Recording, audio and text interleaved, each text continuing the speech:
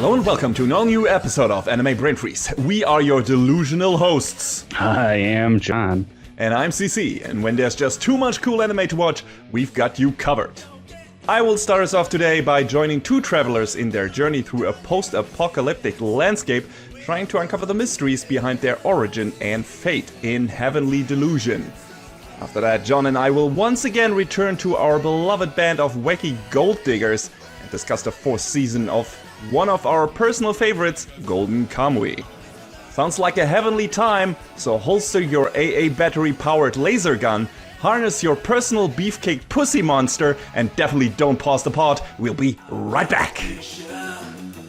They try to hit you. They try to keep you down.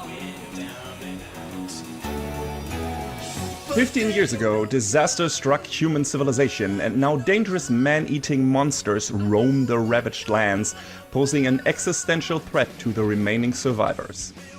Amid this turmoil, an isolated facility shelters children and nurtures them in peace.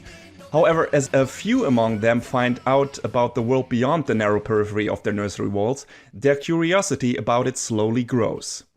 Meanwhile, in the outside world, young survivors Maru and Kiriko band together to search for a special place called Heaven, each for their own reasons. Carrying past burdens and tragic secrets, the two hope to find answers to the cruelty they have experienced in their lives and in the world, which still remains in tatters. As these very different stories and characters are about to converge, a truth about their existence will be revealed that might shake them and the pillars of this world to their core.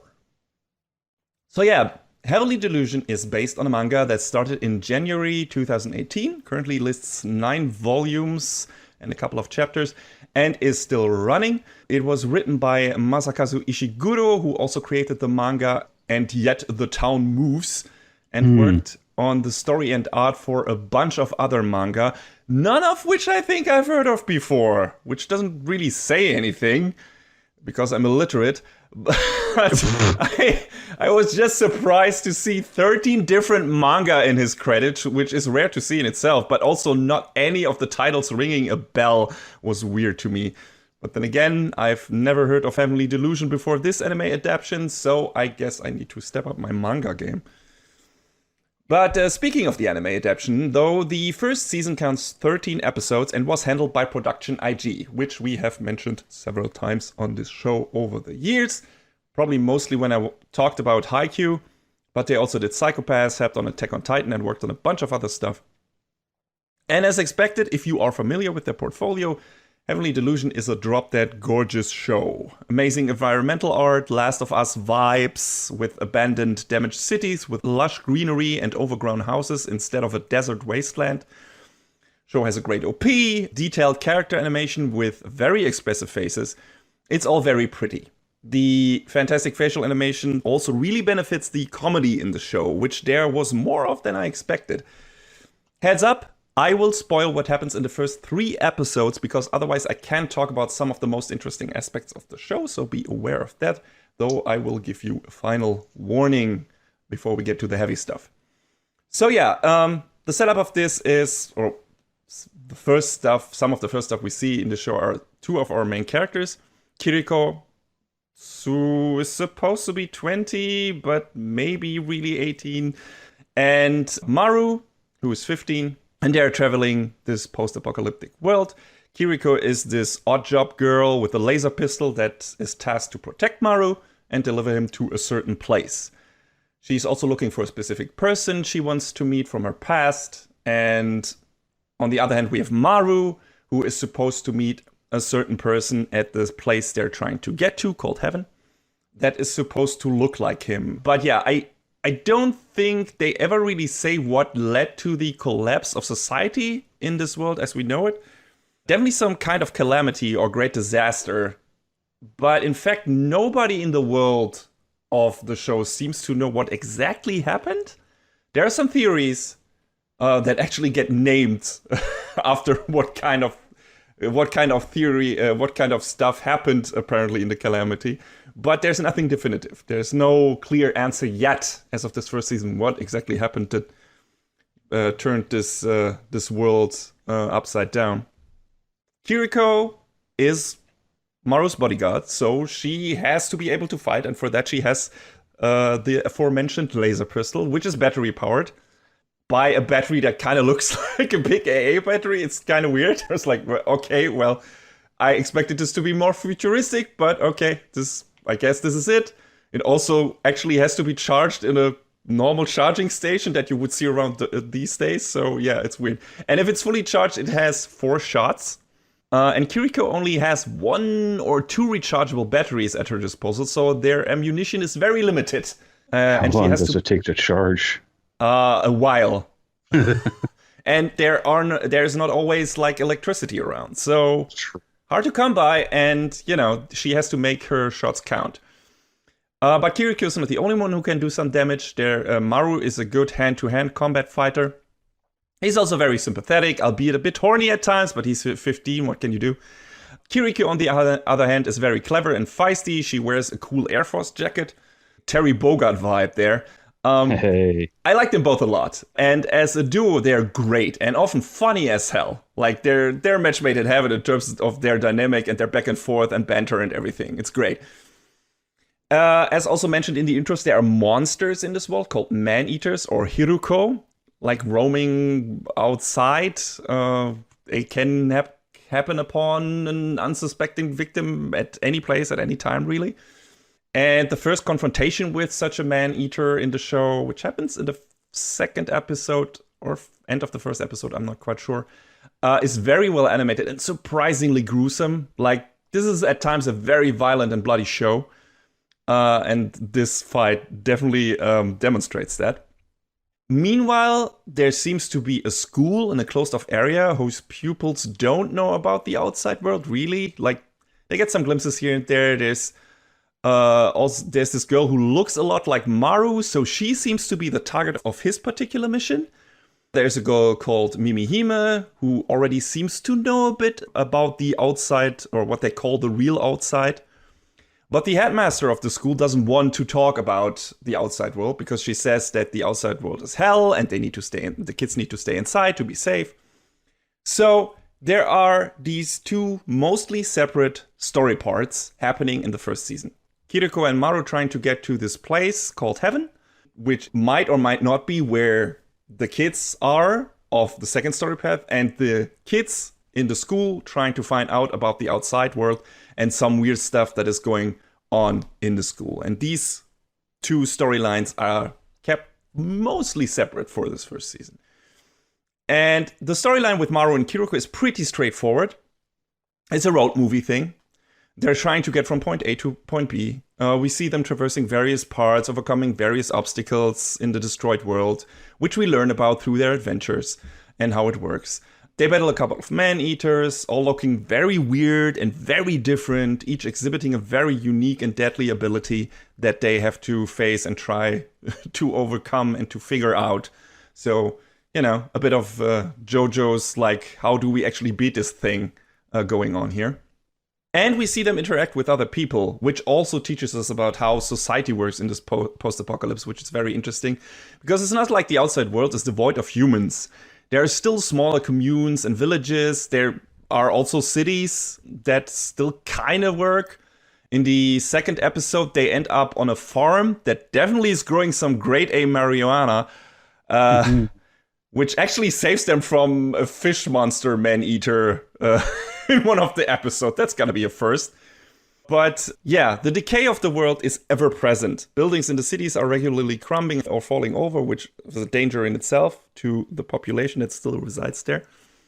But it's all a very interesting scenario, and I didn't expect them to actually meet so many people and travel to so many different places in the world. So it's a very versatile, visually versatile, and also from a storytelling perspective, part of this story, while it's still just kind of being this road movie thing with these 2 characters who try to get from point A to point B, which is very cool.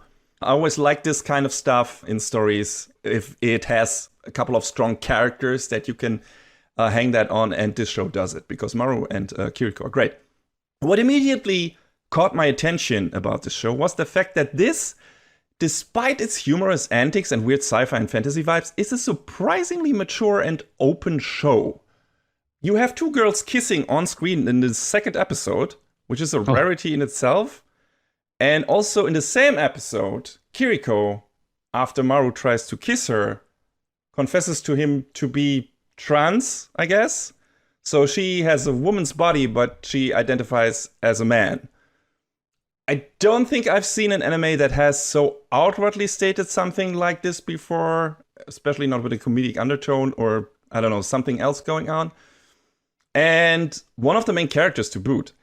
But there's a twist to the whole thing.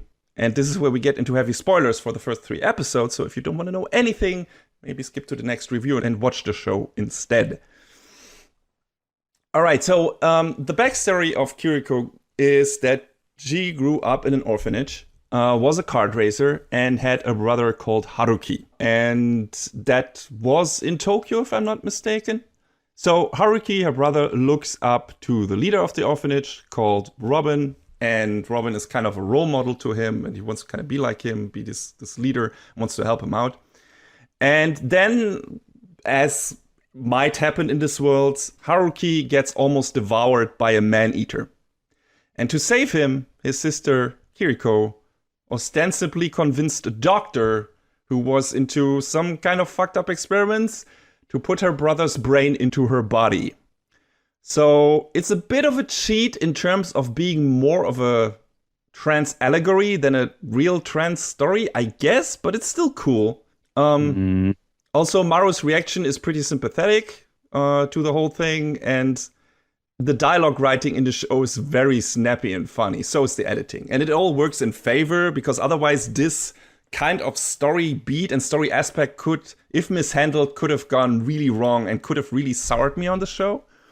But I felt like it was handled really well, and they even in later parts of the season they dive even deeper, especially when it comes to Haruki / Kiriko, or Kiriko as they later identify, trying to figure out who they are, what they feel they are now that they are in Kiriko's body, but technically still have the brain of Haruki.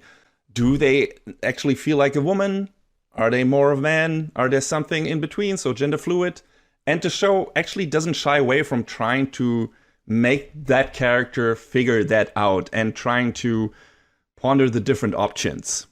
And that's really interesting. And I like that about the show a lot. And it tried to handle that with a kind of grace, I guess. Of course, there are some comedic moments here and there that kind of relate to that, but it never feels like it tried to make it like the butt of the joke or anything, which a lot of other shows sadly do. Like trans characters or, I don't know, sometimes gay characters or whatever are, often used as comedic aspects in anime, and at worst, in the worst cases, as like this predatory stereotype because they're different and weird. Especially to gay people, this happens a lot. Like, I'm sad to report that One Piece has those as well, in a way, with a lot of Okama people. I mean, representation is good, but sometimes this stuff is just being mishandled very badly in anime. Sometimes it isn't. There are some good examples for that also working, but really trying to get into the thick of it and trying to discuss it, I don't think I've seen much of that in anime. And this show actually tries to attempt that, tries to figure out the characters' feelings about this whole thing, tries to actually accompany them on their journey of trying to figure this out. It is an unusual situation. Granted, it's still an allegory, it's still different, because it's not like someone who was born into the wrong body. Haruki was actually a man before and identified as a man, felt like a man, and then was forcefully put into a woman's body, which is still a much different story, like at least on paper. But it's kind of there, and it's an interesting way to trying to tell this kind of story. If maybe, I don't know, certain production committees, though that doesn't apply to the manga, but maybe to the anime, have a problem of discussing something like this openly with an actual trans character. I don't know, but this is very interesting, and that was an aspect I liked about this show. Yeah, and the scene where Haruki is half devoured by the man-eater is horrifying. And it is kind of heavily implied that his sister intentionally shot and mortally wounded herself to force the doctor's hands. The show also does a really good job of conveying the shock Haruki experiences when he wakes up in his sister's body. So I like that. I like the progression on that because it doesn't shy away from this being a horrifying experience. But by the time we kind of meet Kiriko / Haruki / Kiriko, they kind of seem to be over it. They still haven't figured themselves out completely, but they seem to be at least somewhat okay with being in this new body. They're just trying to find the person that is responsible for this, which is the doctor, and trying to reconnect with Robin, who might also have some answers to what actually happened on that day, because they don't know, they are not sure. And we are not exactly sure either. We can make our guesses, we can make assumptions, but we don't see the whole truth. So yeah, this is one of the bigger mysteries of Kiriko's and Maru's side of the story. And I really like Kiriko and Maru's relationship. They really care about each other a lot, and more than they realize. There's this great scene where Kiriko returns home and Maru isn't there. So Kiriko freaks out for a moment. Thankfully, Maru was only next door, where he found some porn mags and apparently was in the process of finding some relief. But there's also something good about the show. In a lot of anime, this would have been a setup of Kiriko just punching Maru and calling him a perv, because as we all know, that's hilarious. It never is. But here, Kiriko is pretty nonchalant about it and just relieved that Maru is okay. Like I said, the show feels pretty grown up and diffuses a lot of its tropey setups by being realistic about it, having its characters handling it in a low-key way. I really appreciated that, because this could have gone a completely different way and could have soured me on the show. And it's still funny, probably even more since the show is dealing with the scene so earnestly. So yeah, it's a refreshing difference in tone from a lot of other shows when it comes to these kind of jokes. Don't get me wrong, there are also some funny misunderstanding scenes, but they're so over the top that even I had to laugh. The humor in the show is really well balanced. There's this one episode where the two fight a bear, thinking it's a man-eater monster, but when Maru tries to perform his finishing move that he can use on the man-eaters, freshly coined Fatal Dive on it, which of course doesn't work. And all the scenes that result from that moment alone are hilarious. He's super embarrassed that it doesn't work, and also that he gave it that stupid name. It's just great. But also mixed with that are some good emotional beats and a kick-ass action showdown with the bear. It's all done really well and well balanced and entertaining as all heck. So yeah, the show does that a lot, and that's not an easy thing to do. So I thought that was really great. It's also a surprisingly horny show at times. Much more naked skin and off-screen fucking than I expected from a show with this kind of story setup. So yeah, that is also in there. Didn't expect that, but also didn't mind it. There are some really good emotional side stories. There's one where Kiriko and Maru try to help out a doctor and his patient, and that is a gut-wrenching tearjerker. Holy shit. So that is in there too. Some good drama. I like pretty much all of what I saw of Kiriko's and Maru's story in this. I thought it was great. It was fast-paced. It was entertaining. We meet a lot of interesting characters. We have a lot of interesting story beats. We learn a lot about this interesting world. Have a lot of kick-ass battles against man-eaters and bears. And yeah, it's all really cool. And of course, sprinkled in there is the mystery of Kiriko trying to find out what happened to her in the past, Maru trying to find the person that he's searching for, and also us trying to figure out what's up with Maru, because, you know, he's like this super gifted hand-to-hand combat dude, 15 years old, and can for some reason kill man-eaters, which no other person in this world apparently can do. So there's something up with him. But yeah, we don't know. So that's one of the interesting things. And yeah, that really made me enjoy this part of the story pretty much from beginning to end. But sadly, this is where I have to issue a trigger warning, because there's a scene with a sexual assault in the penultimate episode. Oh boy. It's not super explicit, but if that subject matter is too much for you to handle, maybe skip the last couple of minutes of that particular episode. It's evident enough what happened from the following episode, so you don't need to see the actual scene to put 2 and 2 together. As for why it's in there, I guess I kind of get it, but in my opinion, they could have done that several better ways without relying on something as revolting. If you wanted to out a certain person as a shitbag, there are equally effective ways to do that, just saying. And you don't have to be slavenly adapting the manga. There are, like I said, other ways to do that, and I don't think anyone would have complained if they changed that particular part of the story or took it out completely in favor of just having a certain character do something else to come across as an asshole.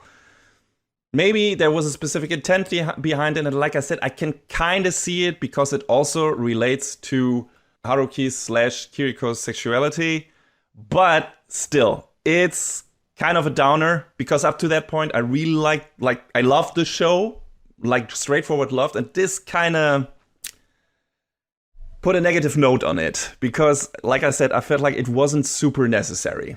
They could have done this a different way, so that's a bit of a bummer.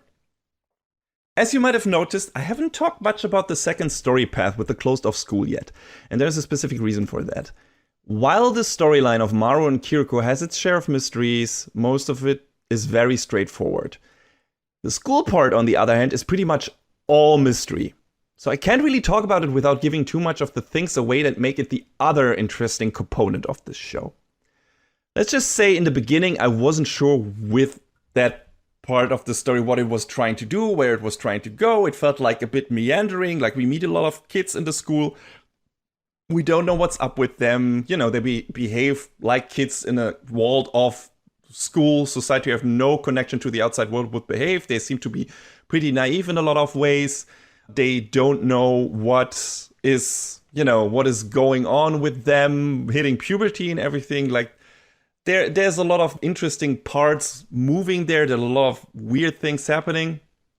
I was pretty sure that one girl, Tokyo, is supposed to be in the person with the same face as Maru's, that he is supposed to inject with a needle for a yet unknown reason.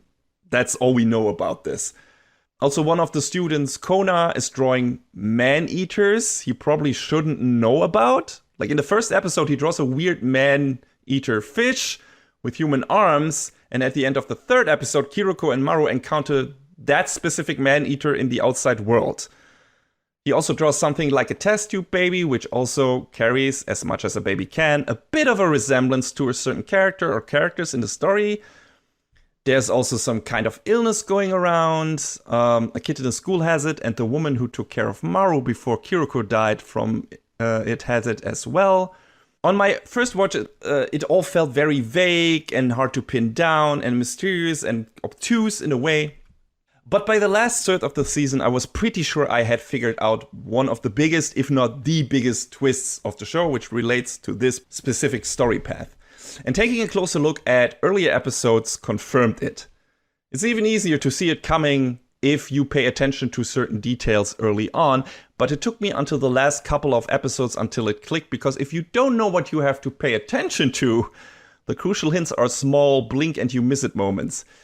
I mean, there's some big obvious hints at what's going on dropped throughout all of this season as well, but those that I picked up on could be interpreted in several ways.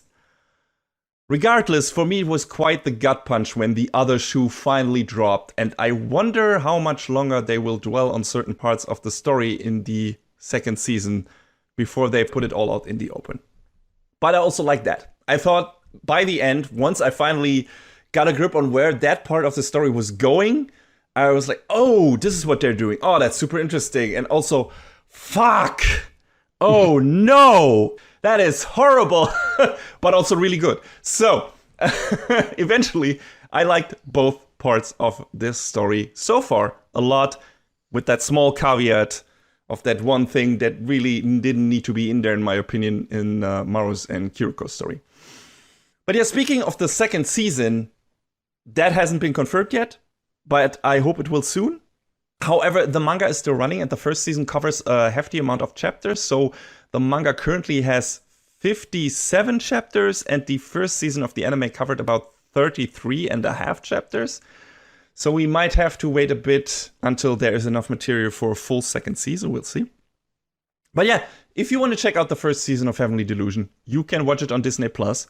But you might have to search for the Japanese title, Tengoku Daimakyo, because for some reason, the last time I checked, I wasn't able to find the show through its English name. Yeah. I don't know. Maybe they changed that. Maybe they, I don't know, worked on their tag system or whatever. But the last time I searched for Heavenly Delusion on Disney+, I didn't find it. I searched for Tengoku Daimakyo, and suddenly, there it was. So someone fucked up something. Good job, Mouse. You did it once again. That's not the only thing they fucked up, though. So, I mean, they're also bad with subtitles. At least they were on Star Wars Visions, because they only had closed caption stuff for a fucking anime. Anyway, I liked the first season a lot. Wished what happened in the final 2 episodes didn't happen, because it feels unnecessary and was just put in there for cheap shocks. But aside from that, this is a gorgeous show with great characters, fun dialogue, thrilling action scenes, a wicked sense of humor, and an engaging mystery. If you think you can deal with what happens in its final stretch, I recommend you check it out, and I hope the next season will be able to deliver the same many positive beats without the negative one. If it does, this might become an all-time heavenly favorite of mine.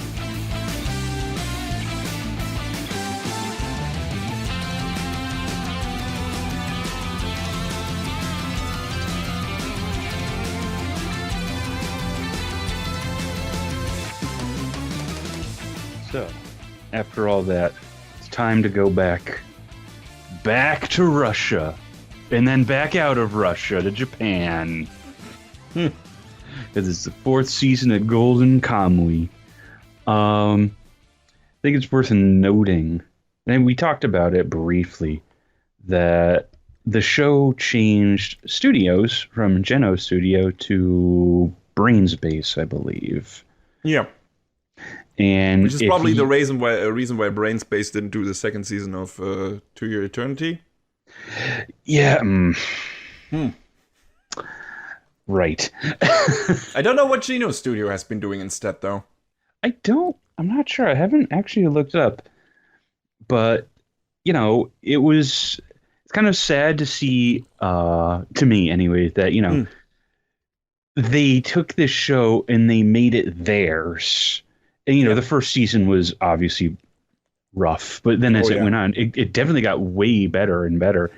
But, if you had told me if you didn't tell me, or I didn't know enough to look up that it had switched studios, I don't know about you, man. I don't think I would have been able to tell, because they're nailing the same style. Yeah, Brainspace pretty much got it down, what Geno Studio was doing. The animation quality is pretty much on par with what we got from Geno, in my opinion. But there were some production troubles, right? I mean, we had a break in the season. There was someone on the staff, and I don't think it was ever publicly mentioned who, and I haven't been able to dig up, and if that's not public information, that's fine. But some staffer passed away during the production of the show, and they delayed it starting from, I think it was November. And then they didn't start running the show again until April, when they started it from the first episode of this season, which, kind of gave me a reason to go back and rewatch the episodes. Otherwise, I don't think I would have remembered what had happened, because it was I think it was at episode 6 where they stopped. Yeah, that sounds right. Yeah. So, and then they came back and they ran the episodes that are already gone, and then the rest. And I don't know if they ever said who it was that passed. I didn't catch it, no. Maybe the family didn't want to make a big thing about it. Yeah, the announcement noted the main staff member who passed away was indispensable to the production, and that was the beginning, middle, and end of who it was. They never actually named it publicly. Maybe on some Japanese news sites, but I feel like that probably would have disseminated out by now. Yeah, I'm pretty sure probably for some reason the family didn't want that to be public knowledge in any way, or have someone... And that's fair. Yeah. If it was it's always a private matter. So if they don't intend to not reveal it, that's fine. We're not privy to that information. Yeah, that's, understandable. Yeah. So that's fine. I mean, it's sad, but it's fine that we don't know. Right. But yeah, I don't feel like, aside from the show taking a break for kind of a season, I feel like this didn't affect the production in a big way, quality-wise. Like, the rest of the episodes looks just as good as the first couple of episodes from this season. It didn't seem like it. Nothing that I was able to look at and be like, oh God, that looks nothing, not like that. I mean, if anything, it probably gave them a bit more time to work on latter half of this season. That's true. If they didn't also have to work on something else at the same time, but who knows? But yeah, quality-wise, I have nothing to complain in the season. I think it looks great, even though there was a studio change, and that's the best you can hope for, I guess. Right? That there's not a drop-off in quality like certain other shows. And that's cool. And I'm glad that if something like this had to happen to Golden Kamuy for some reason, like I said, I don't know what Gino is doing instead, then I'm glad that the effects of that were not noticeable. So, good stuff. Not in the animation quality, not in the direction. I don't know if they kept anything of the anyone from the old staff. Didn't look. I know the director stayed. Yeah, that shows. I think I think all of the writers stayed. Yeah, that's the important part. So they kept the important people, and animation wise, they got enough good personnel on Brainspace who were able to adapt to the style that the show used before. So great, can't complain. That's good stuff. And I feel like, do we need a small recap of what happened in the third season? I don't think so. People can listen to our old review. I mean, this is a full spoiler review, obviously, because we're already into the fourth season of this, and we reviewed all the other previous seasons. So if you want a spoiler-free thing, you gotta go back to our first review of this, like of the first season. Or you can go watch it yourself, because it's a pretty good show. That's probably the better way to do this. Not that I want to drive people away from our old episodes or anything, but, watch the anime instead, guys, because you don't want to spoil that shit. It's a wild ride, and you should just basically go in not knowing anything about this. Just know that it's good and that we love it. And that hasn't changed with this fourth season, in my opinion. I don't know how you felt about it, John, overall, but I think this was just as strong a season as the previous ones. Yeah, man. We're getting closer and closer to the big climax, so... Yeah, very close. It is going to get understandably crazier, and it's been a ride ever since the beginning. I think we were both sort of like, oh, this is pretty good, but then as we get deeper and deeper in, it's like, oh no, this is crazy. This is really good. It's a great story with. God, there's so many moving parts and characters, which makes it kind of tough to summarize certain aspects of it. Yeah, I mean, we'll try to in the coming minutes, but you're right. I mean, Golden Kamuy always had a really big cast, and there's some additions this season as well, but also a lot of familiar faces, and a lot of those have already been established now, and we learned some new stuff about already established characters, and see some new perspectives, which also happened in the previous seasons, which is always cool, learning more about the characters that we're already familiar with. So that's neat. What kind of stuck out to me, and I'm jumping the gun here a bit, is the second and third season. The second and the third season ended on kind of a big action climax. This one doesn't really. It is still a good cliffhanger because there are enough open threads and everything, but it's not like there's this really big build up towards the end of this season. It feels a bit like of a middle in between season, and in the next one we're gonna get the big finale from it. And there's enough action in here and enough exciting moments, but I feel like it was more of an even-paced show than the previous ones. How do you feel about that? Yeah, I definitely agree. I mean, because you're absolutely right. We had a couple or three big action set pieces throughout this season. So I feel like the fact that we didn't end on one is fine. Yeah, absolutely. We have enough to look forward to and enough to chew on before that point. Absolutely. I wasn't really mentioning that as a negative. It was just something that jumped out at me because the two previous seasons were different. This feels more like the first season in regards to what it's doing, introducing us to a lot of characters or new perspectives on already established characters, and then ending on a kind of promise to what is going to happen in the next season, but not being like this closed off climax in itself, which is what season 2 and 3 did too, with the big prison escape, and season 3 also with a bit of a prison escape, but the very different one. Also a tiger was involved, and also like this kick-ass fight on the ice between Kyoranke and Koito and Tanigaki, and also between Serpa and Ogata and Sugimoto. And that was kind of a very personal fight, while the second season's ending was more of a big blowout with a lot of moving parts and a lot of exciting thrills here and there, and twists and turns. And the ending of season 3 felt more like a focused, small scale personal fight. So also very cool. I still love the end of season 3, where Sugimoto was like, "Hey, Ogata, you go and heal up and get better, so I can kill you myself." It's like, whoa, yeah, amazing, so good. Yes, it's really good. Also, where Tanigaki fights Kyoranke and has the knife that Kyoranke stabbed Tanigaki's love interest Inkarmat with. And then it has like his most kick-ass line in the show, probably, where he says like, "You forgot something at Abashiri prison. I came to bring it back to you," and then just fucking stabs him with the knife. Let's go! It's so good. It's really good. Like, yeah, and we have some cool stuff with Tanigaki in this too. So in this season. So yeah, let's start. First episode already starts with a literal bang, where when a Russian sniper we've met before, I think, shoots Shiraishi and lays siege to the gang because he thinks Ogata is still with them. What it was, Vasily or Vladimir? I don't know what his name turned out to be, the Russian sniper. I think it was Vasily.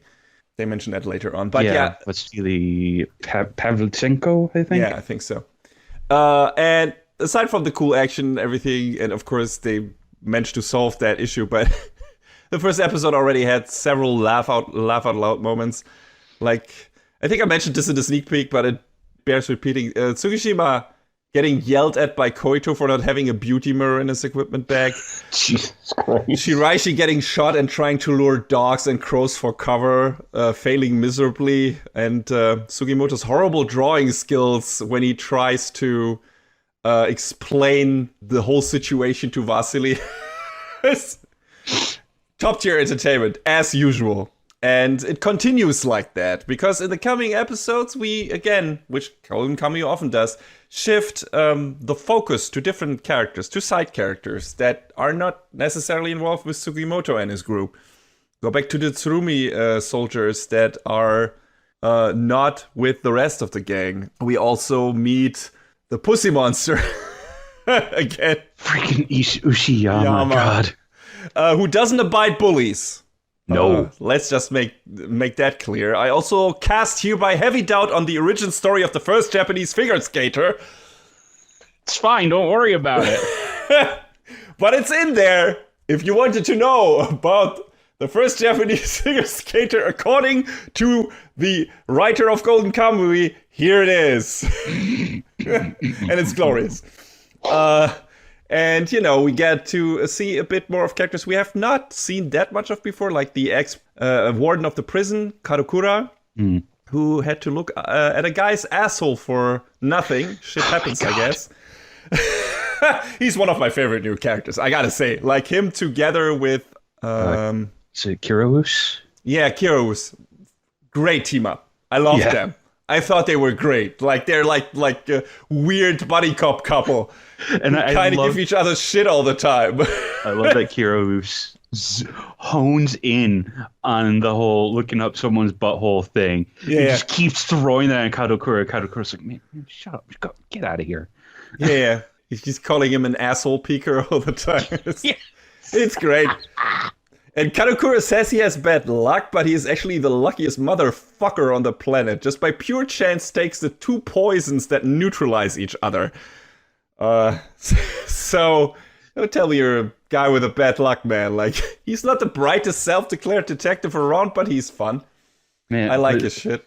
That whole incident with Sekia and his poisons was, man, freaking Jesus. Yeah, it was cool. Like, it's cool that they pit, especially those three characters against each other. Kadokura, Sekia, and Hijikata. Like, three men with completely different attitudes towards fate or luck and God. Like, Kadokura believes in bad luck. Sekia wants to find out if the bad shit that happened to him was coincidence or the will of God. And Hijikata is so calculating that he doesn't leave anything up to chance. So that's really neat. Like, putting these three characters, like, in this situation with being poisoned and everything. And, Sekia, of course, being one of the ex-prisoners who has tattoos of the map to the gold on him and everything. So that's how they encounter him. We have a couple of more of those people in this season that we haven't met before. Really cool. Like, Sugimoto and team are barely in the second and third episode, and you don't even miss them because the other characters are so nutty, cool, and entertaining too. The third episode also has a tense battle in the dark between Surumi's soldiers and the blind guy we've met before. Right, yeah. It's also really cool. And yeah, weird humor as usual. Like, there's this really gross scene where Sugimoto feeds Shiraishi like a bird mother. That was hyper gross, but funny also. Welcome to Golden Kamuy. Welcome to Golden Kamuy. Yes. And like I said, also a lot of interesting background on some of the already established characters. Like, we learn how Tsurumi saved Koito and why Koito became so infatuated with him.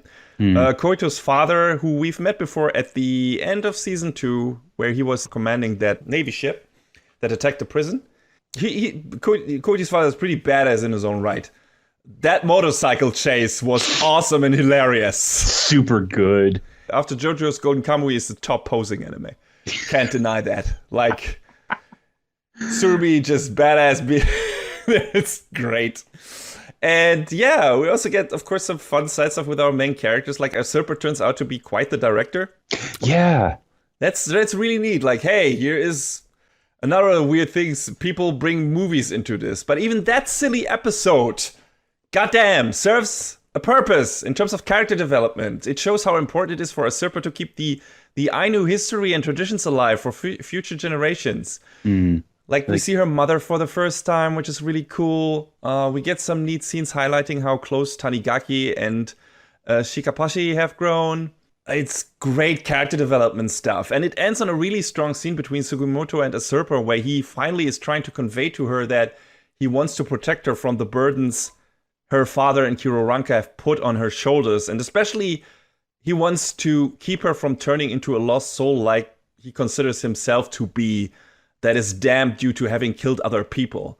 So, really good stuff. And the way this episode starts, you don't expect that, because it's just a silly one-off thing about, hey, we're gonna make a movie that details some weird stories that have been passed down from generation to generation in the Ainu about dick jokes and everything. And it becomes so heartfelt by the end, and it's such a cool story beat and development for Sugimoto and Usurper, and I just loved it. I loved that episode. It was so good. And yeah, man. It was really unexpected, but it was super, super good. Yeah, and why is this show so full of that? Like, how does it manage to pull something like that out of its head in every goddamn season? It's still a mystery to me. Like, how effortlessly this show does this. Like, juggling all these different styles, all these different tones, and those almost never clashing, because it just works. Once you accept what Golden Kamuy is, and it's just like this weird roller coaster Western / Eastern story thing, it's just so much fun, and it feels like everything is doing what's supposed to do. And I yeah, feel like it works really well just because we have these individual character stories that are compartmentalized from one another. So they don't really feel like one has more precedence over the other. They're all just as important as one another. yeah, absolutely. Like everyone gets enough development and everything. All the story beats get enough development. Some of it initially feels like it comes out of nowhere, but quickly you realize, no, this has a reason for being here, and there's a reason why they are going here now instead of focusing on this. And it doesn't feel like a waste. No episode in this feels like it was like superfluous or didn't belong here or showed us stuff that wasn't interesting about some characters. And it's just like, goddamn, what a... Every storyteller who watches this gotta become envious at some point, because it's like, how can you do this? Like, the twist-a-minute developments in the episode where Hijikata and Tsurumi are out plotting each other are ridiculous. That's some 4D chess, but it's great. And also Tsurumi just being able to rattle off the name of every member of Ariko's family to threaten him and force him to become his double agent is a terrifying display of his ruthlessness. And great development for him, too. Like, every time we get reminded what kind of evil manipulator Tsurumi is, it's just terrifying. And you tend to forget because he's such a fun, over-the-top, jokey character. But when he gets serious and really maniacal, it's like, ooh, oh, holy shit. Well, I feel like in particular, like, we see shadows of that throughout this. But there's definitely a part later on in this season where the mask comes off and it's like, oh boy. Oh, yeah. And we finally might get a glimpse into his real motivation. I mean, we can guess, right? We saw his origin story in season 3.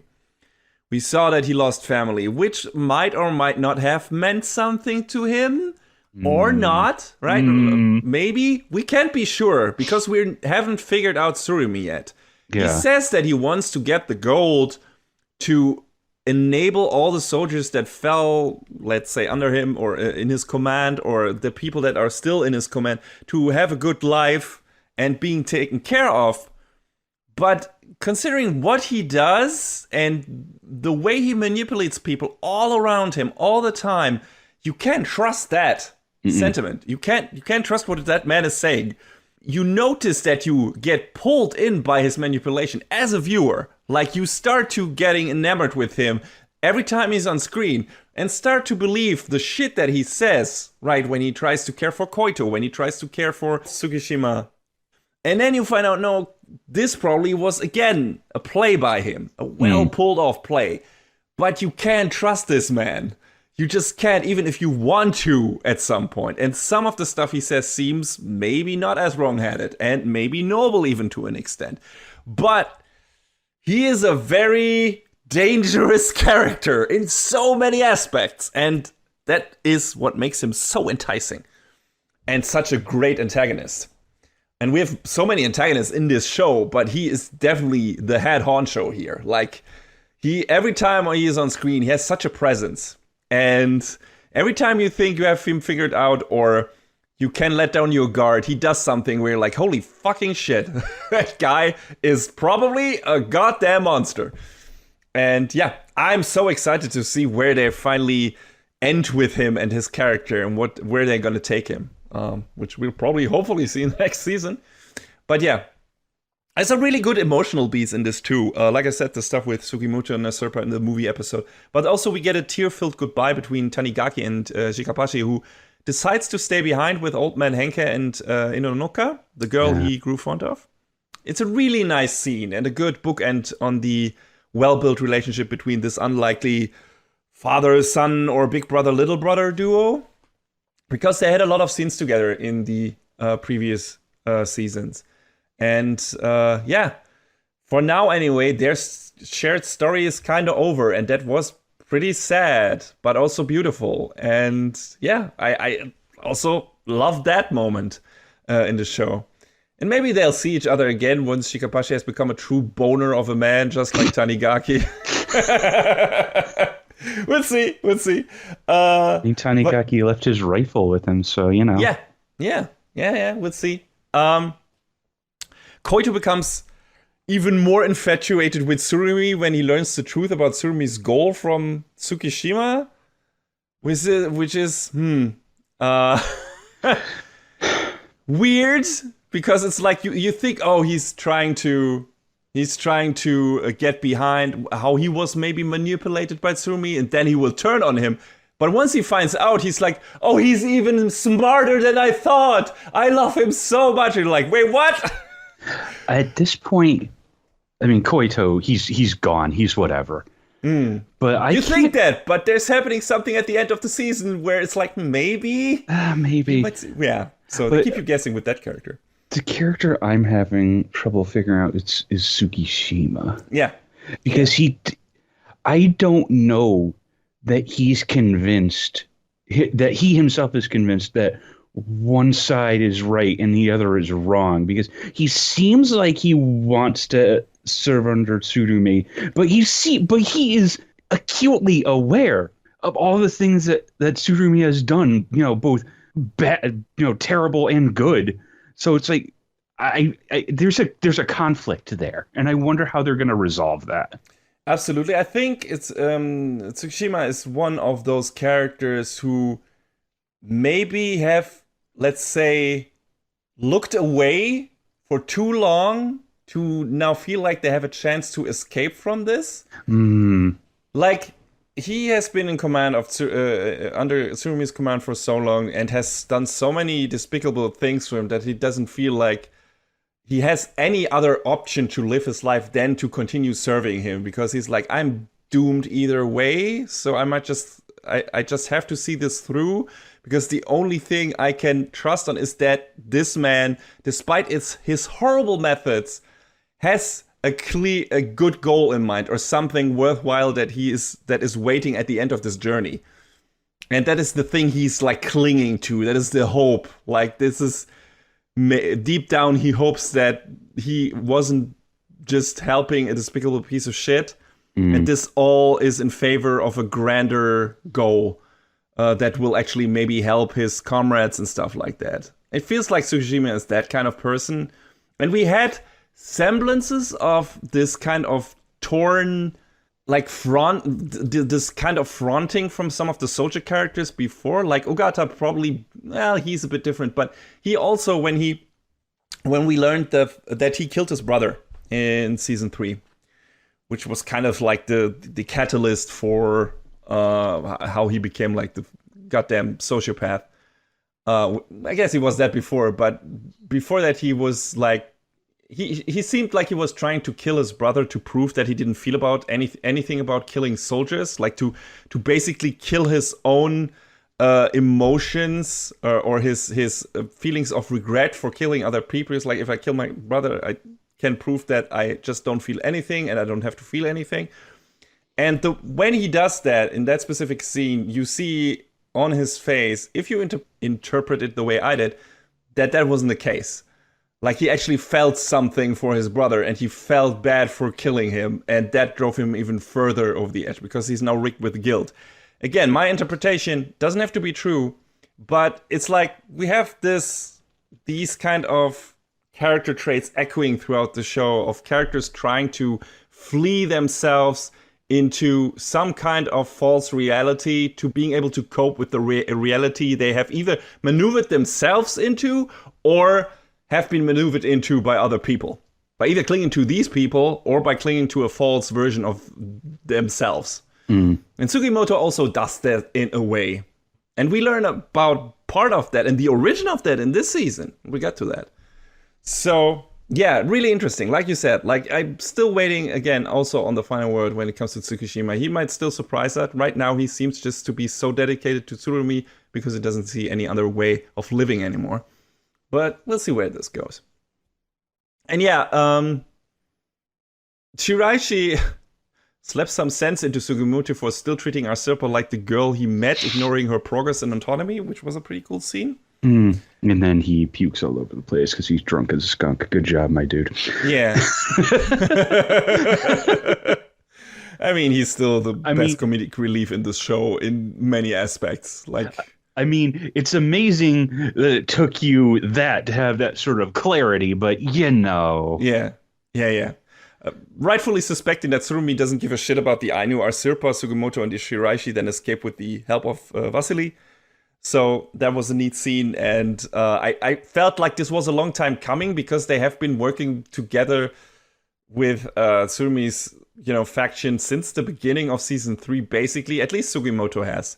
So like at some point something's gotta give, because Sugimoto deep down knows that Tsurumi is just using him, like he's using everyone around him, every person that he comes across, just to further his own goals. So he knows that he doesn't give a shit about the Serpa, even if he says so. And when they have that confrontation with Tsurumi, that is made evident from the way Tsurumi reacts, like you said, where the mask comes off in a way, or that was part of it anyway. And so I'm glad that they finally made this decision. They could have made it earlier, but it was overdue. So, yeah, that was cool. And the image of Shiraishi with an arrow sticking in his head is an all-time laugh-out-loud moment in this show. Just where a Sirpa fires a bunch of arrows and says they're poisoned. They are not, but he doesn't know it. And then we see everyone evading the arrows, and the next shot is a side shot of Shiraishi's face with an arrow just vertically sticking out of his head, and he's saying, "Am I gonna die now?" It's just, that man is a treasure. God damn, they don't need to search for gold anymore. They have it right in their midst. Life with Shiraishi is not uninteresting. No, not at all. And we finally see a glimpse of immortal Sugimoto again, like the Berserk version, after he is shot several times and still manages to make short work of Koito and Usami before that. So that was pretty badass. And yeah, Aserpa is ready to go to hell with Sugimoto. She says as much, not to him, I think, but to herself. Like, mind monologue or whatever. And then they travel back to Hokkaido, if I'm not mistaken. And yeah, we get another prisoner story. Heita, I think is the guy called. For some reason, my mind wasn't going to split personality disorder with that person. Yeah, that story. The bear guy. Yeah. That was like bordering on some like horror story stuff absolutely. There. Yeah, that was. The show always played with some horror beats here and there, with a bunch of different genre beats, but this one definitely clearly horror. That twist kind of caught me off guard. It's really creepy shit, but the show still manages to make you feel sorry for the guy in a way, because you kind of see how he got where he got, but it's still horrifying. And yeah, really, really well staged too. Like, if you rewatch it, you immediately kind of could see it coming, but the show handles it cleverly enough that if you don't look for it, you might need to take a while to figure out what is going on with that person and, his family and everything. So that's cool. I like that episode a lot. Tanigaki stayed behind because I think Sugimoto, I don't know who told him, but he's like, if you go with us, you will be hunted. And also Inkarmat is in danger because they still have her as a hostage. And yeah, so to make sure that doesn't happen, Tanigaki stays behind, but also that brings him in a situation that he's pressured by Tsurumi into abducting a Serpa, like going after Sugimoto again. Because, like we said, he has Inkarmat as a hostage who is pregnant with Tanigaki's child, as we learned this season.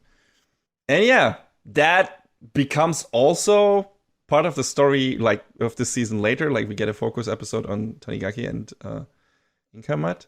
But before that, suddenly Ogata is back with Hijikata's group out of nowhere. I wasn't sure if I missed anything. Like, we see glimpses of him. We also see glimpses of him in the OP and stuff like that. But suddenly we see him shooting at things, trying to improve his aim because he still hasn't recovered from losing his right eye. Oh, what a shame. But it's like, oh, okay, he's with Hijikata's group again for some reason. We did see him anywhere this season, and now he's just getting into the house and everyone is greeting him. Oh yeah, Ogata, you're back. And I was like, did I miss something? John, did I miss something? No, he's just there. He's just there. Oh, let me work on my aim because my depth perception is off now. Hi, I'm back. Yeah. Yo, what up? Yeah. If this was any other show, then Golden Kamuy, I might have complained about this. But in this show, it's like, yeah, sure. It's like, of course he's there. Yeah. Why wouldn't he be, right? He needs to be there, so he is there. It doesn't matter that we saw him arriving or it didn't make a big scene where he suddenly reveals himself. We knew that he was still alive, so that's fine. And I guess it made sense that he would rejoin with them because, he still has his own reason to go for the gold or whatever, I guess. Though for him, I don't think it's about the gold. It's about corrupting characters and stuff like that. At least that's what his main thing in the third season was like at the end of it. He wanted to bring Usurper down to his level and make her just as ruthless and corrupt and, as much of a sociopath and killer as he is. He didn't succeed. But he might still try again. And of course, we need to see the final confrontation between him and Sugimoto, and I hope we will get that. But yeah, I can't. I'm looking forward to that, dude. Yeah, me too. It better be epic. Do your best work, Brainspace, please. But we finally get Usami's backstory. The guy with the weird stick figure tattoos on the side of his mouth, which we now learned was to cover up 2 moles on the side of his mouth. Weird choice, which in my opinion, it draws more attention to that. Yeah, I was like, you know what, dude? Okay, sure. But he's also super weirdo, and again, sociopath or psychopath. I might be either. So I guess it fits, whatever. But yeah, it's fucked up, like, just as expected, just like kind of everything. Everyone's history in Golden Kamuy is kind of super fucked up, but his is one of the most fucked up ones. Like, he's another example of the type of soldier Tsurumi has groomed into a dedicated killing machine only devoted to him. Very interesting flashback to a conversation Tsurumi had with his sensei in that one. There's this quote I wrote down. What draws out the drive to kill in soldiers isn't hatred for the enemy or fear of death or a difference in ideology or politics. It's love. Which is the realization that has henceforth driven Tsurumi's manipulation of his men and other people, as we've seen many times in this show. So it was nice to see the origin of that. But it's not bulletproof, which we see when Tanigaki, instead of going after Usurper, sneaks into the hospital where Inkamat is held hostage and frees her. Tsukishima tries to stop them, like a berserker. It was crazy. But Tsukishima goes like full tilt. Yeah, but Koito doesn't. And Ienaga actually helps them by temporary... I mean, she wasn't a soldier. She wasn't dedicated to Tsurumi or anything. But also, I expected her to go more for her own goals. But she actually helps them by temporarily drugging Tsukishima, which I never expected her to do. It also gets her killed. Also, Tsukishima is much more of a physical menace than I expected. Like you said, he's just, whoa. Almost overpowering Tanigaki, even while already drugged. That small stature packs a lot of punch and will. Yeah, I was just saying, Tanigaki is not a small guy. That's a shit brick house made of, that's a meat castle. Yeah. Like, how do you even, but like Tsukishima is just going at him, and he's almost bringing him down. It's crazy. Several times, actually. While still being under the influence. It was really impressive and terrifying. I did not expect him to be such a capable fighter. But yeah, cool scene. Really cool scene. Koito convinces Tsukishima to not kill Tanigaki and Inkamat and shows that he is still dedicated to find out the true goal of Tsurumi. So I guess we have a happy end for the freshly baked parents for now, at least. So that's cool. And it was nice that they're not completely, like, both Tsukishima and Koito not being completely lost yet. Which might give me a bit of hope. Like, they're thoroughly enthralled by Tsurumi's machinations for their own reasons. But they still have, like, their own thoughts. And they're willing to go against his commands if it kind of is opposed to their own morals and everything. So that was good to see. Which is good, but when Tsurumi finds out, it probably won't be good news for them. Probably not. I mean, that's the thing. You don't know how he will actually react to that. Has any of his dedicated soldiers openly betrayed him yet? And has he killed them for it? I don't remember. I don't believe so, but I mean, we gonna find out. I mean, he pressures, like I said, he pressures one of them. Like, he gets really threatening to one of them who was a spy for Hijikata, or is a double agent, whatever. He becomes a double agent, I guess. But and threatens by killing their his family, or every family member and everything. So, sure, he is probably gonna do that, and he's scary as fuck. But that also wasn't one of his closest people. Like, if Tsukushima went against him, I wonder if that would make a dent in Tsurumi's like facade. If he would really be shocked by that in a way, because his manipulations didn't like having a fully like binding effect on the soldier that was with him the longest and the closest to him. Then if that happens, that might kind of, I don't know, that might cause some harm. That might cause some damage on the conviction of a man such as Tsurumi. So I don't know. But it will be really interesting to find out if we get to, like, if that is what happens and he doesn't just get killed for one reason or another by another character. I wonder who could do that. I have the feeling maybe he and Hijikata are gonna kill each other, but we'll see. Will be interesting. And yeah, another interesting bit. Was that a goddamn Stephen King's It reference in My Golden Kamuy? Like, the scene where that one kid drops a ball down a drain and Shiraishi appears out of the shadows like Pennywise. Yeah.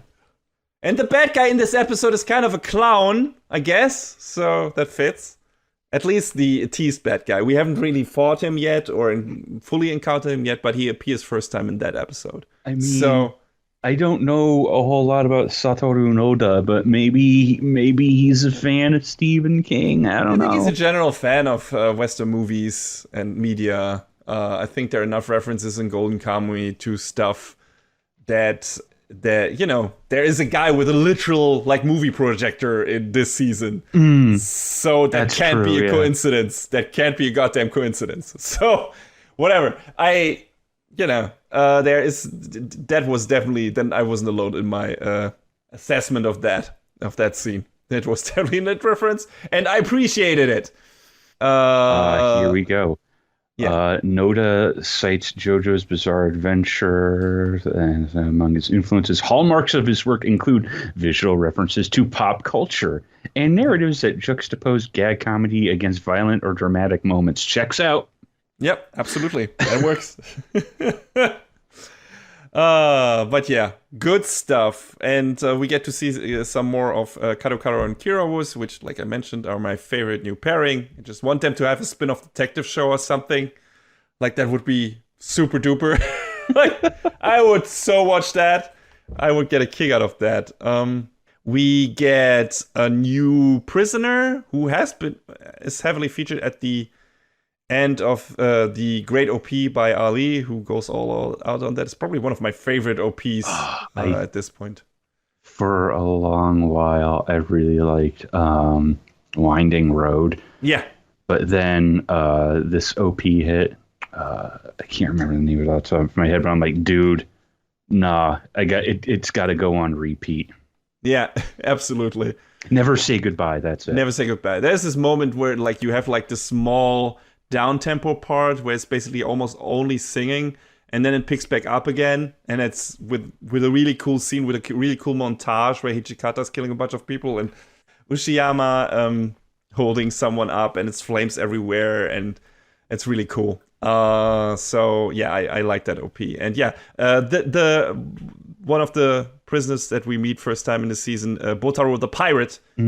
We come across him in the latter part where it's like this riverboat heist thing going on, which is super funny with this weird postal officer who is going postal on everyone. He's just this old guy who doesn't seem to know what's going on, but there's a gun and he's got ammo. So yeah, and he's shooting at everything. It's hilarious what results from that. But yeah, Botaro is an interesting new character, and him and Shiraishi are acquaintances apparently. So that's an interesting new dynamic.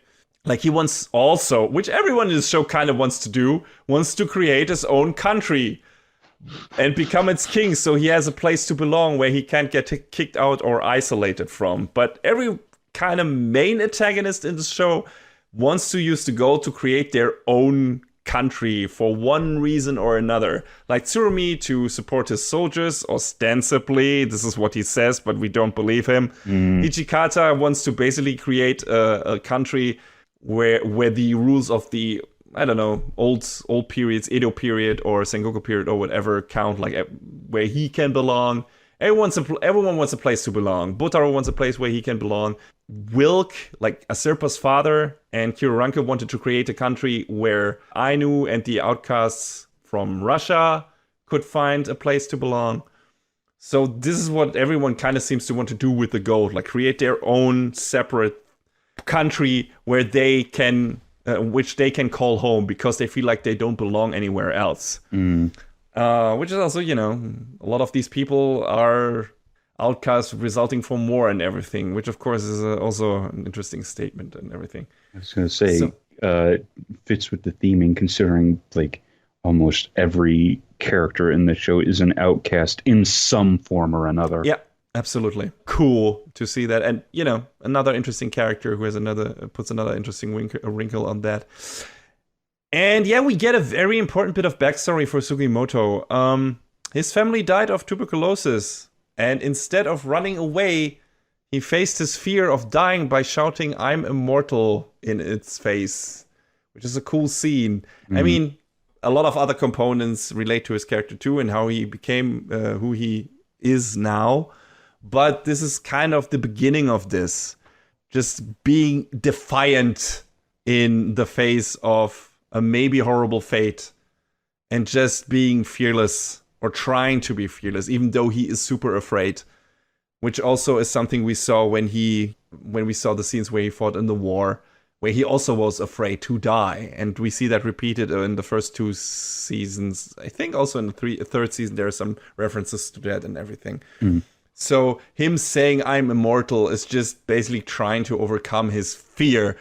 It's not that he actually believes that, or he has to make himself believe that, because otherwise he would just stand still in terror, because he's just afraid to die, and he has been surrounded by death his entire life. And this is the way he can overcome that, which is super sad that he has to endure that, but it's also super badass that he's actually kind of able to pull this off through sheer will.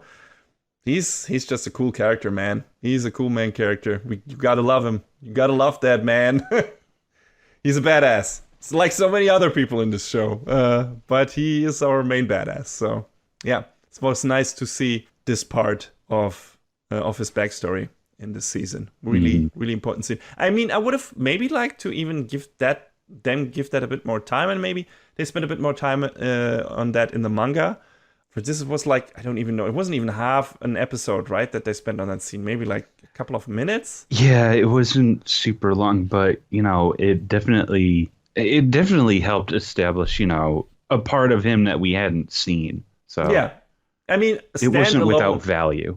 No, not at all. Like, it was super valuable, and on its own, if we only had that scene to understand his background, it probably wouldn't have been enough. But with everything we learned about him in the previous seasons, like, it just fits perfectly into it is a perfectly fitting missing puzzle piece that we didn't have before of this character, and now it just fits neatly into what we in the picture of that we got from Sugimoto through the previous 3 seasons, and all the stuff we learned about him and his background there and what kind of character he is. So really good.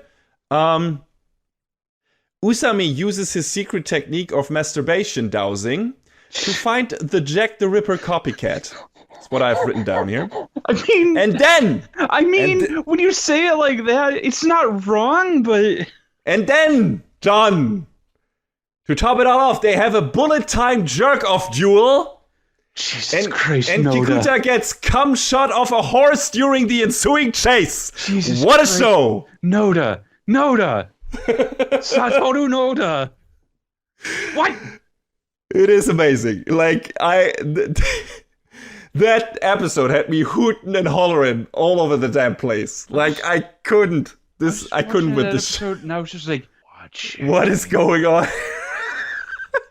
Usami is such a fucking creep. It's amazing, but it fits so well for his character. It's like, no, this is how I can find him. This is how I can get myself. If I jerk off here, I can feel what he felt and guess where he went next. Oh my It's god. like, oh, the thing is, in a weird way, this makes sense.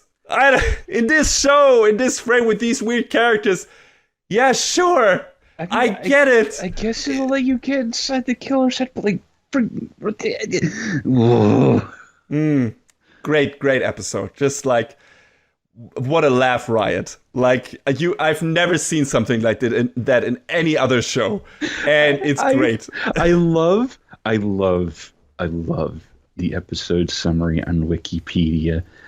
Dodges all the way around that and says, in Sapporo, Usami uses an unconventional method. Yeah?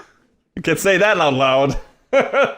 I don't think that's something that they would appreciate you typing in on wikipedia.org. I don't know how PG Wikipedia really is, but goddamn. That is an episode for the ages.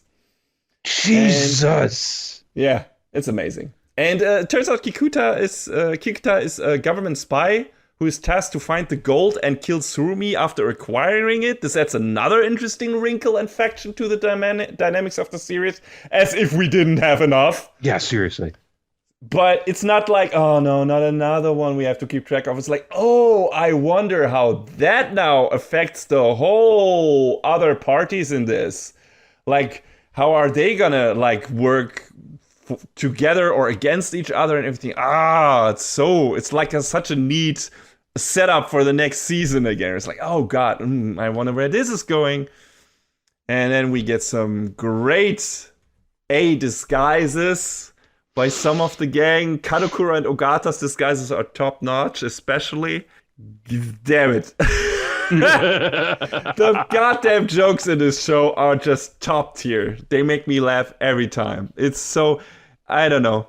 The mangaka has such a great sense of humor. It's so wacky, and it is super silly, of course, but I don't know. It makes the show only more endearing. And it doesn't take away from the really good dramatic and emotional moments of the show and thrilling moments. Like it should, for all intents and purposes, like in a show where you have masturbation dowsing, the emotional and dramatic parts shouldn't work and the battles shouldn't be as exciting, but they are. So I don't know what to tell you. It's a miracle show. Like I said before in a previous review, it's like Golden Kamuy is a miracle show in more ways than one. Yeah, and we learn a bit more about Usami and Ogata. Like, they have a history, and Usami is angry with Ogata because, unlike him, Ogata is rebelling against his position as pawn in Surumi's game. And Usami is also jealous of anyone who gets Surumi's affection, so they butt heads. I mean, they've never really liked each other, but they had to work together, I guess. But yeah, they don't really, like, you learn that they really don't care for each other. We get like this flashback to the hospital bed scene and everything from an earlier time. But yeah, Ogata now has gotten used to shooting with his left hand and aiming with his left eye. Like, he's back to being a serious menace. Maybe not as good as he was before, but good enough. And yeah, super dangerous. So we can guess where that will lead. Really exciting. Then we kind of get, this is what I meant when this season kind of ends on a low-key note. Like, Asirpa says something interesting when they come across a felled forest. Like, the Ainu always leave a bit of what they take behind so it can grow back instead of taking it all, which is a sentiment we should probably start to adopt in real life. No, it's fine. Don't worry about it. Bit of an environmental message here, but I guess the show had that before, but not as outspoken, maybe. This was pretty on the nose, but I appreciated it. But yeah, then we get a pretty low-key ending when compared to the action blowouts at the end of season 2 and 3, but it doesn't matter, like we said. Asirpa and Sugimoto affirm their partnership. Shiraishi also earns more of their confidence and becomes more a part of the closed inner circle, I guess. And Asirpa determines for herself that her dad probably didn't kill the other Ainu to get the gold. We'll see if we get a definitive answer on that mystery and what it is that Usurper decides to do with the gold to help the Ainu, because she hasn't said so yet. She just said she ends the season with saying, "I know what I'm gonna do with the gold now," and that's how the season ends. And we don't get clued in on that yet. We get a promise of the final anime chapter being in production. That's the final frame of this season. And personally, I am hyped as fuck. I do wonder how they're going to compress it down, because this season was about 40-ish chapters.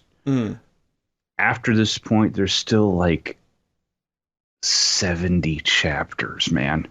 I'm pretty sure they might make it a 2-core show. That could be. But or they make it one season and then maybe end it on the movie or something. Who knows? We'll see. I mean, Golden Kamuy always had a pretty breakneck pacing. So I don't feel like they're beyond like going into hyperspeed mode. But also that might make us lose some of the cool small character bits here and there, and I don't want that. Yeah, that's what I'm worried about, because I've seen too many other shows go too fast for their own good. And we've talked about it on here. The one that springs to mind in particular is Index 3, which was just a complete and utter disaster. Because I don't even know how many volumes of the LN they tried to do in that season, but it was clearly too much all at once. I mean, if they keep around the same director and writers like they have even with the studio change, I'm pretty confident that they will pull it off in a good way, because so far they haven't disappointed us, and they gave every character and every story beat the right amount of time we needed to make it shine. So for now, I want to stay optimistic here. I mean, everything might culminate in Sapporo. Maybe are still some parts where they travel to that, and maybe they cut some of that out, where there's maybe some unnecessary fat there. Who knows? We'll see. I would like to see everything from the manga and the anime, but maybe they already cut some stuff in the previous seasons and we didn't notice. I can see that being the case. That could also be the case. Yeah. So we'll see. We'll see what happens. I remember, speaking of another show, Attack on Titan, when they were like, "Oh yeah, we are kind of condensing and cutting some stuff out for the sake of pacing," and like a bunch of our friends who had read the manga were like, "Good." So they made the right decision with that. So hopefully they'll do right with this too. One way or another. Like you said, if it's split core, if it's a season and then a movie, all of that remains to be seen. I mean, if it's possible, I would favor a 2-core season, because that means more episodes of Golden Kamuy. Yes. I would take I would take 24 episodes of Golden Kamuy over 12. Are you kidding me? Oh, 100%. I mean, if they have to put some filler in there, maybe give us the side stories of the two characters that dashed off to Russia and were set to have their own adventures, or we get some weird filler episodes with Kadokura and Kirawus, where they go on like a silly detective adventure that doesn't really necessarily relate to the main plot. I don't give a shit. I don't mind seeing that. Like, do it. If you have to make, a 2-core, if this is the only way you can make a 2-core show happen, but then have enough time to put all the other stuff from the manga in there, then that's the way to go. I trust you, writers and directors. So we'll see where this goes. But yeah, great season. This fourth one, as usual, lots of funny and weird moments, wacky and cool characters, intense fights. In my opinion, Golden Kamuy remains entertaining as hell, and definitely one of the best shows we've watched in recent years. And it's gonna make the picking the best of the season awards this season not any easier. No, it's not. It is a really high rank contender here. John, where can people watch it? Find it on, I believe, mainly your and my favorite, Crunchyroll, but it might be another place as well. Give me a sec to fact check myself in real time. If I could spell the word Kamui Yeah, you can watch it on Crunchyroll. It says here on Live Chart. You can also watch it on Funimation. It's the same service, whatever. Looks like it's on Amazon as well. And then, it looks like depending on where you live, there is one way or another to watch this. So I think we can say pretty readily, without hesitation, that Golden Kamuy continues to be awesome. And just watch it. Please just go watch it. It's really good.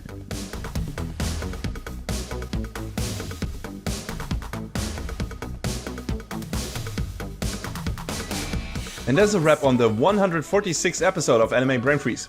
Now the music in this podcast is from the Double Dragon Neon soundtrack by the amazing Jack Kaufman. Please go to virt.bandcamp.com and check out his awesome work. Our show is available on most of the popular podcast services, but it's always worth visiting animebrainfreeze.com for our review index and more. Leave us comments and questions on YouTube, follow us on Twitter at AnyBrainFreeze, or send an email to animebrainfreeze@gmail.com. We would love to read your feedback. Thanks for tuning in, we hope you had a good time, and please join us again on our next episode. Macht's gut! Take care, everybody. Next time on Anime Brain Freeze. If you can't find your paradise in heaven, you might just travel to hell to search for it. And the skirt chaser, the yellow-haired one, he's not here. Oh, it's wonderful.